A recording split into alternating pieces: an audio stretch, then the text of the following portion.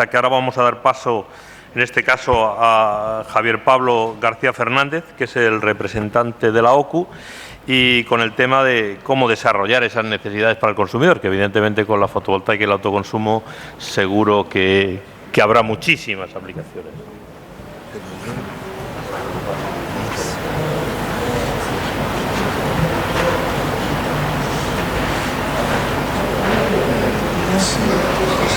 Él es el aplicador. Luego tengo un montón de cosas. Solar de patrón de cada una. Solar de patrón 2012.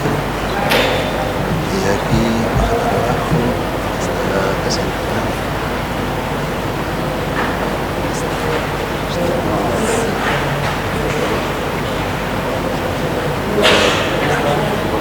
Esta ya por más o menos.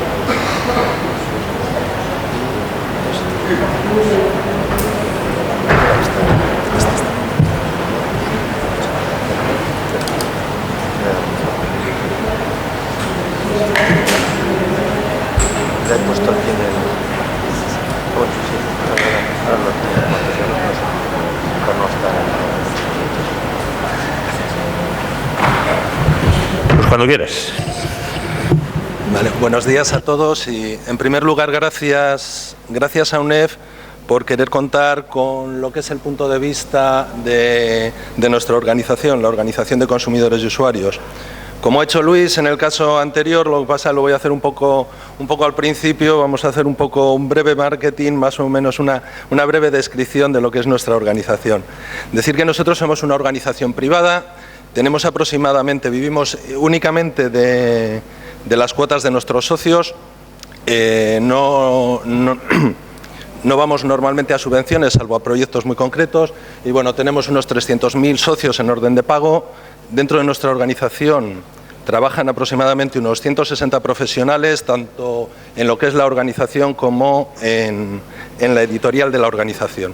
Decir también que tenemos una asesoría jurídica en la que trabajan más de 100 abogados colaboradores y también que tenemos una red de colaboradores en toda España que trabajan para nosotros de forma diferente, recogiendo precios, recogiendo información, para nosotros luego elaborarla. También que somos una organización, sobre todo, con un carácter, bueno, es nacional, pero trabajamos sobre todo de forma internacional con otras organizaciones, no solo de Europa, sino a lo largo del mundo, en todo el mundo, participando en distintos foros. Un poco el trabajo que hacemos, pues al final se ve reflejado en lo que son nuestras publicaciones, ahí podéis saber algunas de ellas, y la que es el buque insignia que llamamos es la revista OCU Compra Maestra, en la que básicamente lo que hacemos son análisis comparativos de productos, tarifas, alimentación, etcétera. Luego tenemos otro tipo de publicaciones que son más específicas y más especializadas. Por otra parte, donde estamos trabajando cada vez más y más es en nuestra web para poder volcar mucha más información que la que podemos volcar en la revista.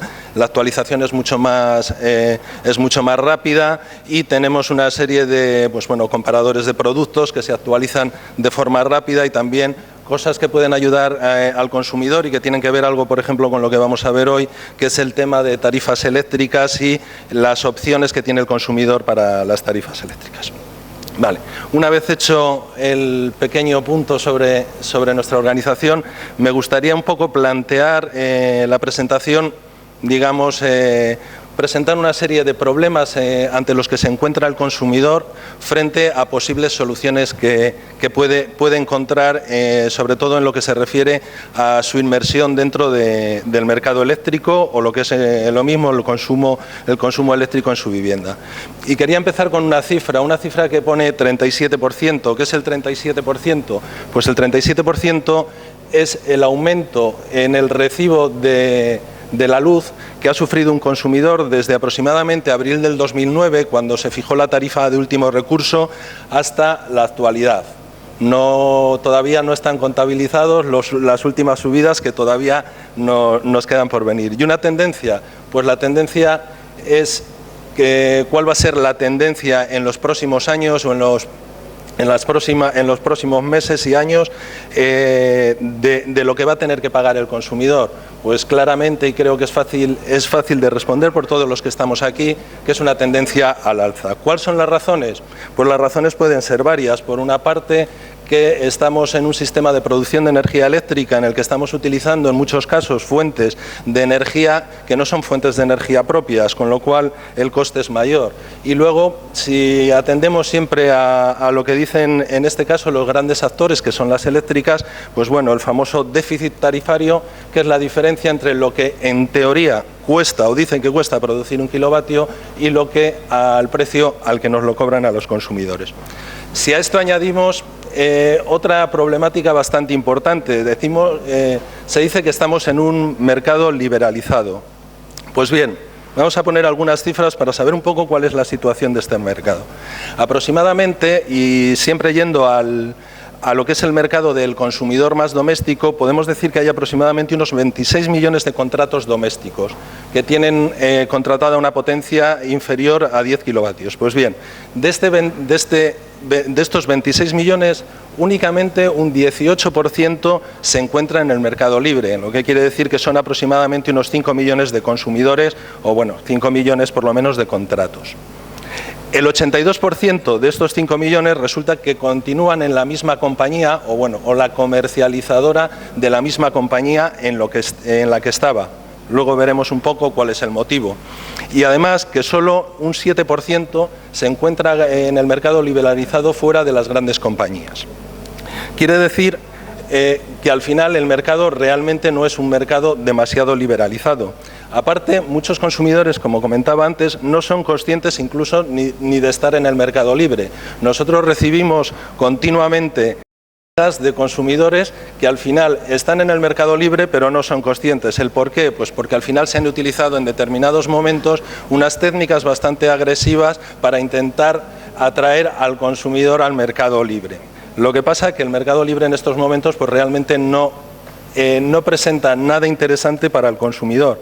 Vemos pues que estamos ante una energía que es cara y cada vez más cara, y la idea es que siga subiendo, y por otra parte que estamos ante un mercado totalmente imperfecto, ya que realmente no hay competencia. En estos momentos no es interesante para el consumidor salirse de su tarifa de último recurso al mercado libre porque no va a encontrar realmente ningún beneficio, digamos, económico. Si además tenemos en cuenta cuál es las últimas noticias o la última reforma que va a haber del sistema energético, pues nos encontramos con que en este momento, dentro de poco, van a tener que salir de la TUR todos aquellos consumidores que están por encima, con una potencia contratada por encima de 5 kilovatios. Quiere decir que van a tener que salir al mercado libre unos 5 millones de consumidores o 5 millones de contratos, y más o menos de acuerdo a las ofertas que ahora mismo podemos encontrar en el mercado, les va a suponer un aumento de un 20% en sus recibos. Vemos pues que la situación del consumidor no es la mejor de las situaciones posibles, y más en estos momentos en los que estamos atravesando periodos de crisis y para muchas familias es difícil incluso llegar a fin de mes. Frente a esto, posibles opciones que tenemos, pues vamos a apuntar aquí un par de ellas, o por lo menos algunas de las que nosotros creemos que pueden ser interesantes desde el punto de vista del consumidor. Por una parte, la eficiencia energética. ¿El por qué la eficiencia energética? Nosotros, pues como decimos ahí, porque primero la energía más barata para un consumidor y seguro y la que menos contamina es aquella que realmente no se consume. Nosotros la verdad que siempre hemos estado intentando trabajar desde el punto de vista de educar al consumidor para intentar ser más eficiente en el uso normal de la energía. ¿Cómo lo venimos haciendo? Pues normalmente a través de nuestras publicaciones y a través de nuestros análisis comparativos. Cuando comparamos productos no solo tenemos en cuenta la aptitud a la función de dichos productos, sino que para nosotros también es muy importante saber cuál es el consumo eléctrico, en el caso de los electrodomésticos, de esos productos en su uso normal, no en el uso teórico que pueden tener y de acuerdo al etiquetado energético. Entonces intentamos siempre recomendar aquellos productos que son, desde un punto de vista, buenos en su funcionamiento, pero con unos consumos, digamos, reducidos. Algunos ejemplos pues los podemos ver aquí. En los últimos años, por ejemplo, en el caso de los lavavajillas, se ha podido reducir el consumo, si hablamos del programa ECO, aproximadamente un 12% menos en los 10 últimos años. Si bien es verdad que el uso normal que hace el consumidor, muchas veces por desconocimiento, es no utilizar el programa ECO, utilizar el programa normal. La razón, el programa ECO trabaja a temperaturas más bajas, es más largo y al final la idea un poco del consumidor, del ama de casa normal, es que si el lavavajillas está funcionando más tiempo es que va a consumir más, lo cual no es cierto en este caso.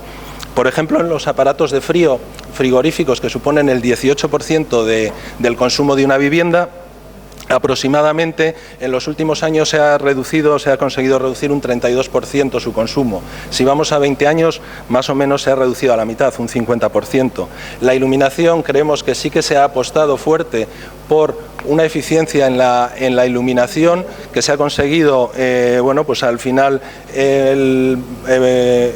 fomentando más el uso de otras tecnologías, como es el caso del bajo consumo o las LED, que están suponiendo aproximadamente reducir una quinta parte lo que se venía gastando en la iluminación en un hogar, que también supone, como en el caso del frío, un 18% del consumo. Y otra cosa en la que también hay que insistir es en el tema del stand-by, porque aproximadamente en Europa supone un 11% de nuestro consumo. Bien, creemos que esta es una de las teclas que puede tener el consumidor de cara a paliar todos esos aumentos que le vienen y que todavía en este campo existe un recorrido por hacer.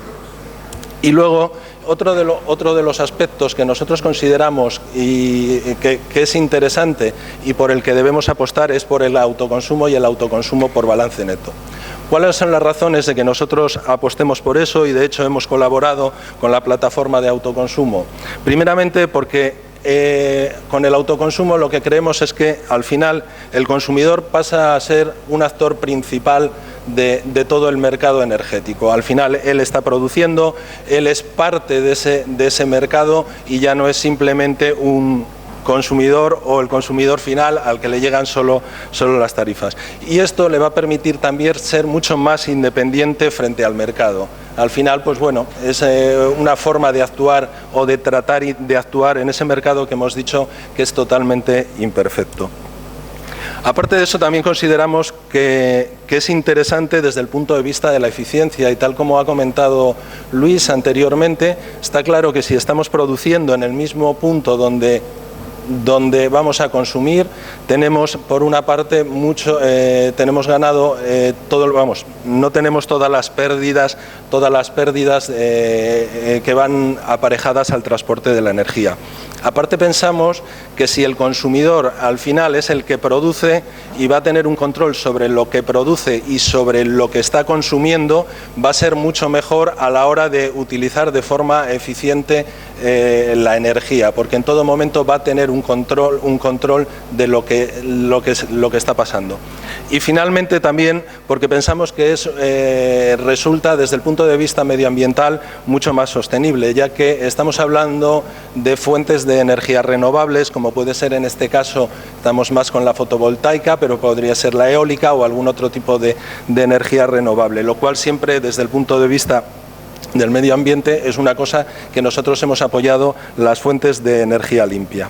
Eso sí, también pensamos que ¿por qué el autoconsumo puede ser muy interesante para el consumidor? Pues bueno, el aumento del precio de la energía, la tendencia que existe a que siga aumentando, pues lo hacen cada vez una opción mucho más interesante desde el punto de vista económico.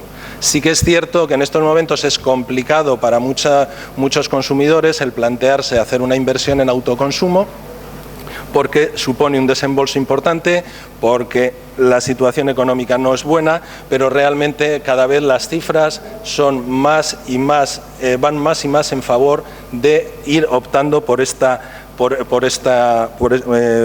solución. Y como digo ahí, pues el retorno de la inversión resulta cada vez mucho menor. Lo que pedimos para que esto pueda llevarse a efecto, pues por una parte pedimos un marco legislativo que todavía está dando vueltas, que realmente facilite el autoconsumo. Pedimos en ese caso también sería interesante, y dado la situación, que se tomasen medidas para fomentar este tipo de opción o este tipo de alternativa para los consumidores. Creemos también muy importante que el marco legislativo pues no sea cambiante, como ha venido pasando con otro tipo de legislación, y lo que hoy vale mañana no vale, y entonces le pueden hacer a un consumidor que al final opte por hacer una inversión en una instalación de autoconsumo, que se vea a los 2 años o los 3 años que las condiciones con las que él había contratado o con las que él había hecho las previsiones que había tenido para hacer esa inversión, pues no tiene que ver nada con el marco legislativo que en un determinado momento van a poner. Entonces, eso es fundamental. Y por otra parte, dado un poco también la tipología de las viviendas que existe en España, nosotros pensamos que la mayor parte de las viviendas, o sea, el mayor parque son viviendas plurifamiliares. Pensamos que es muy interesante también la figura no de consumidor, no de productor único o consumidor único, sino permitir también la unión de varios consumidores, sobre todo pensando en comunidades de vecinos, porque al final, en una comunidad de vecinos, si soy yo solo no lo voy a poder hacer, si somos varios es posible que se haga, y también muchas veces a la hora de tomar decisiones es mucho más fácil hacerlo cuando dentro de la decisión entran varios que tomar uno la decisión por uno mismo. Y lo que sí que pensamos que es fundamental, y esto no es solo desde el punto de vista de administración, sino a todos los que van a jugar un poco un papel en el tema del autoconsumo, es que al final el consumidor tenga una información veraz, una información transparente, una información que realmente sepa lo que le va a costar, sepa cuál va a ser su retorno, pero con cifras reales. No queremos al final pues ser un poco rehenes de lo que nos digan ambas partes, ¿no? De lo que nos digan los actores, en este caso por una parte más productores de energía eléctrica, las grandes compañías, sino que al final se nos informe bien. Creo que eso también es parte de la administración, el fomentar campañas de comunicación, pero de comunicación realista, para que el consumidor sepa realmente lo que se puede encontrar y decida. Porque sí que pensamos que el éxito del autoconsumo, pues al final pasa porque el consumidor, que somos todos, se decida por esta opción. Y simplemente como conclusión y para acabar, y no aburriros mucho, pues una frase que yo creo se ha dicho también en otros foros, pero bueno, lo que queremos es que el consumidor al final pase de estar en manos de la energía a tener la energía en sus manos. Muchas gracias.